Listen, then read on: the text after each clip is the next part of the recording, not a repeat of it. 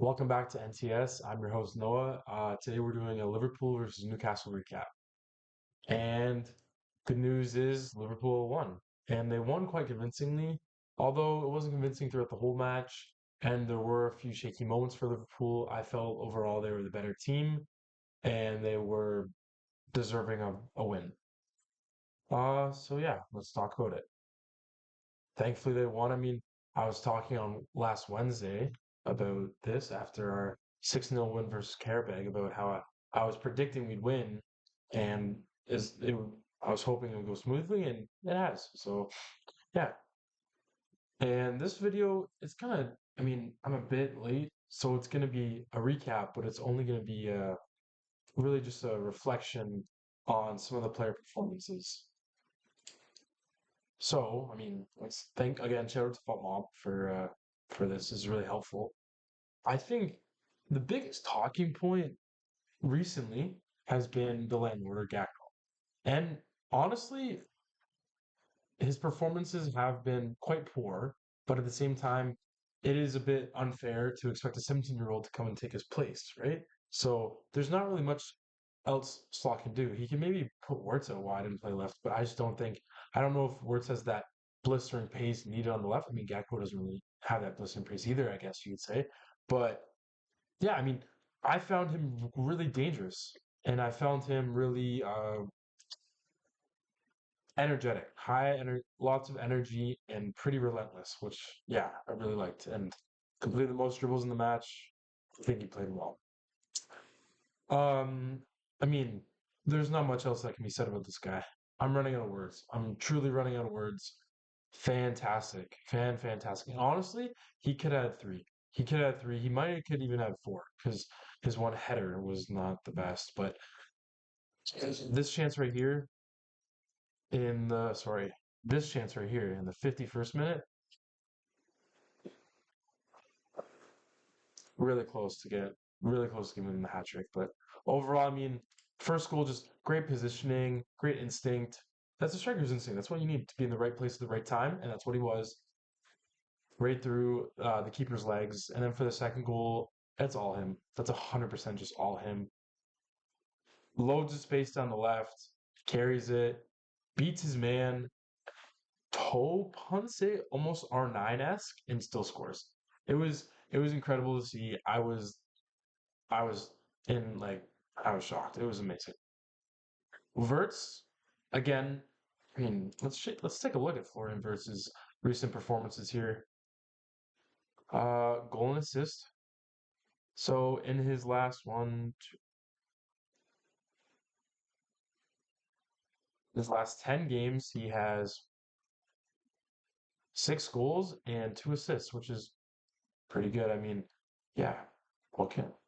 Like, obviously he was going to come good. It's just that embedding period. And it was a good shot. And the first goal was all him, to be honest. It was 95% him and then 5%, more than 5%. But he did all the work and Hugo still, it was needed to be a good finish and it was. So shout out to Hugo for that. Konate, rest in peace to his father, and I hope he's seeking the help he can get. And I mean, he played a terrific game. Actually, he played a really good game. Ball headed Kanate. Maybe that's what we need. Ball headed Kanate. But yeah, prayers out to him and his family, and I hope he's doing okay in this tough time. And I also hope he signs his contract, which I think he will. But yeah, just hope he's doing okay. Yeah, McAllister and Gravenberch. Something I've noticed actually is Gravenberch in these big games, he outperformed. I do not recall a game this year in a bit besides the Man City game. I'm honestly that's wiped out of my brain.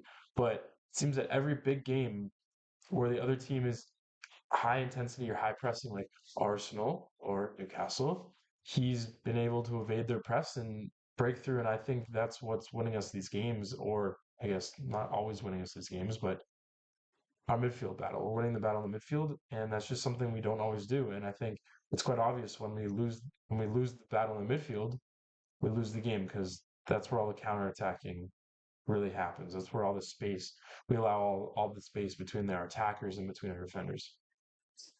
But yeah, I mean, overall, really, really good performance from everyone. Life filling in again, like he could play anywhere. You could probably put him in goalkeeper and do a job, right? Like he's fantastic.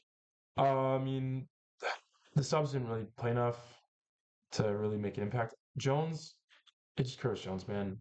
He's just so silky. He's so silky, so tacky. I mean, he played like maybe 10 minutes. He played about 10 minutes, but you can tell when he's on the pitch. How about that? You can really tell when Curtis Jones is on the pitch. Newcastle. I mean, Gordon, in my opinion, he shouldn't have been sent off for that tackle on Allison. That was pretty rough. That was pretty rough. He was being pretty aggressive, and I mean, he did put hands on McAllister. I thought a card would have been a bit soft, personally. It was, he shouldn't have done it, but it was, come on, like he's kind of flopping. We know who McAllister is, but yeah, I mean, Newcastle, it just felt like they weren't set up to win. And another issue was all the long balls they were playing to Anthony Gordon, who is only 24. Wow. He's 182 centimeters. That's about five. He's like 5'10". Meanwhile, on the bench, he has 6'6", 6'7", Nick Voltamade. Voltamade? And yeah, just not, I don't know. I just didn't feel like Eddie Howe was really building or prepared the team properly, in my opinion. But I mean, to be fair, he's missing he's missing his best player, Bruno Guimaraes, and Joelinton was also, and Tino Livramento. That's not helpful, and Shar. So he's going through a bit of a crisis right now. So it's kind of tough. I do feel for him a little bit, but hopefully he can manage it. Little last shout out to, oh, he's not there. That's awesome. New Liverpool signing for next year. I can't spell his name. There he is. I need to watch more of him, to be honest. I have not watched enough of him, so we will be watching more. I mean, chance to create 7%. Aerial duels, believe he's better than that there. He's about 6'3", 6'2". He's pretty slim from what I've seen, but yeah, I mean, on the ball, he just looks really good. And yeah, I'm really excited for next year. And hopefully, if Konate resigns, we'll have Konate, Van Dijk, Yaket, Leone, and then potentially Gomez. But I feel like his time is basically over, and I feel like he'll leave. But who knows, right? Who knows? Yeah. Our next fixture is Man City at Anfield. Like Man City are actually in a little bit of a rut. I believe they haven't. I mean, it doesn't look horrible when you look at it, but I believe they have not scored. They have not scored a goal in the second half of a game this year. And I mean, they have a lot of injuries. Ruben Dias, especially, that's a really big knock, and Gvardiol, really big knocks, and Doku.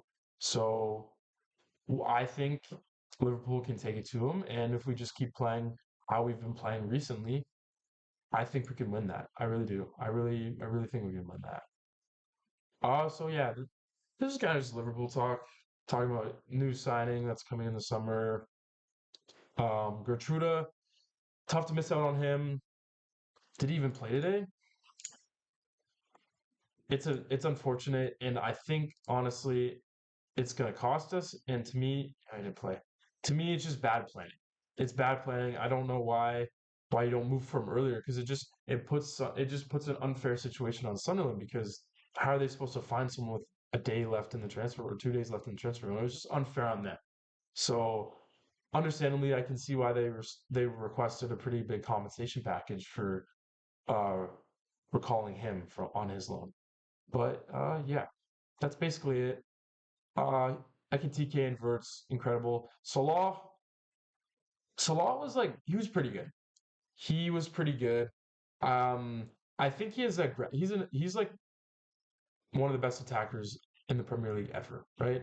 So he has that gravity around him, and I think that gravity is just taking focus off our other players, which really helps. And I know people are saying he's washed, but I still think he has a little bit left in him. But yeah, I mean overall good game. Salah played better. Gakpo played really good. Kirk has played solid. Our midfield played decent, pretty good. Gravenberch was definitely better of the two. But yeah, that's it. I'm gonna be talking about F1 soon. I really haven't gotten to it. I'm just been busy with school. But yeah, I mean, I'm gonna talk about F1 in the near future. So it's probably the next time you'll see me. If not, Sunday night after the Man City game, but Man City Liverpool game. But yeah, thank you for watching. This is NTS. Peace out.